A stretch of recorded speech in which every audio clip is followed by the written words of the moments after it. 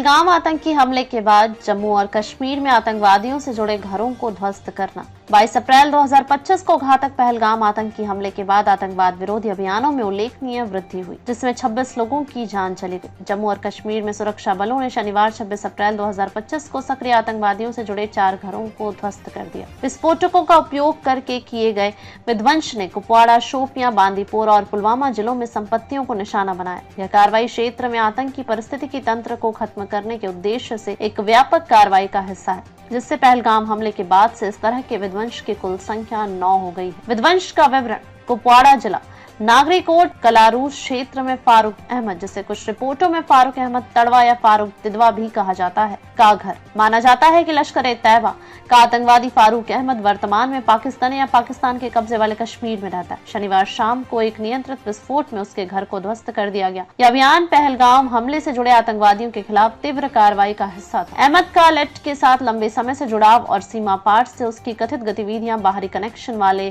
गुर्गों को निशाना बनाने पर ध्यान केंद्रित करती है। शोपियां जिला जैनपुरा क्षेत्र, जिसे कुछ रिपोर्टरों में छोटीपोरा भी कहा जाता है, के वंदना गांव में मोहम्मद शफी डार के बेटे अदनान सफी डार का घर। 2024 से लेट और द रेजिस्टेंस फ्रंट टीआरएफ दोनों से जुड़े अदनान सफी डार का घर शनिवार रात को ढहा दिया गया। यह विध्वंस आतंकवादी रैंकों में अपेक्षाकृत नए भर्ती किए गए लोगों को निशाना बनाने को रेखांकित करता है, जो शून्य सहिष्णुता की नीति का संकेत देता है। लेट के एक छाया समूह टीआरएफ के साथ डार की भागीदारी क्षेत्र में आतंकवादी नेटवर्क की विकसित प्रकृति को दर्शाती है। बांदीपुरा जिला नास कॉलोनी में अब्दुल अहीद शिरगोजरी के बेटे जमील अहमद शिरगोजरी, जिसे शेरगोजरी भी लिखा जाता है, का घर 2016 से सक्रिय लश्कर-ए-तैयबा आतंकवादी जमील अहमद का घर शनिवार रात को हुए विस्फोट के बाद ध्वस्त कर दिया गया। घटनास्थल से प्राप्त दृश्यों में काफी तबाही दिख रही है। स्थानीय लोग मलबे में सामान निकालने के लिए छानबीन कर रहे हैं। शिरगोजरी की आतंकवाद में लंबे समय से संलिप्तता उसे एक उच्च मूल्यवान लक्ष्य के रूप में चिन्हित करती है और विध्वंस ने आतंकवादियों के गुर्गों के खिलाफ एक निवारक के रूप में कार्य किया है। पुलवामा जिला त्राल क्षेत्र के खासीपुरा में आमिर नजीर वानी का घर है। जैश-ए-मोहम्मद का आतंकवादी आमिर नजीर वानी, जो 2024 में आतंकी गतिविधियों में शामिल होने वाला था,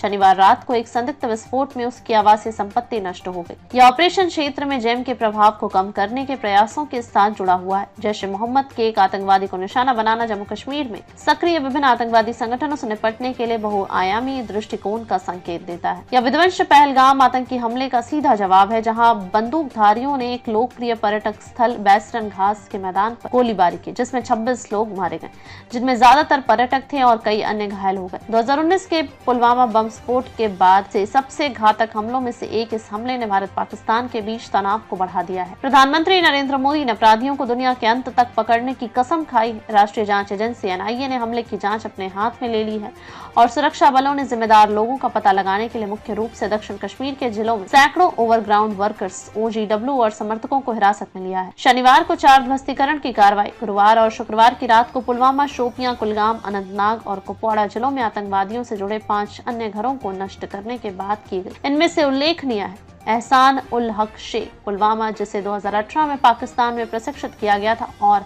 हाल ही में वह घाटी में वापस घुसपैठ कर आया था। शाहिद अहमद कुट्टे, शोपियां, 3 से 4 वर्षों से सक्रिय लश्कर का एक शीर्ष कमांडर। जाकिर अहमद गनी कुलगाम आतंकवाद से संबंधित गतिविधियों के लिए 2023 से निगरानी में है। आदिल हुसैन ठोकर अनंतनाग और आसिफ शेख पुलवामा दोनों ही पहलगाम हमले से जुड़े लश्कर के गुर्गे हैं।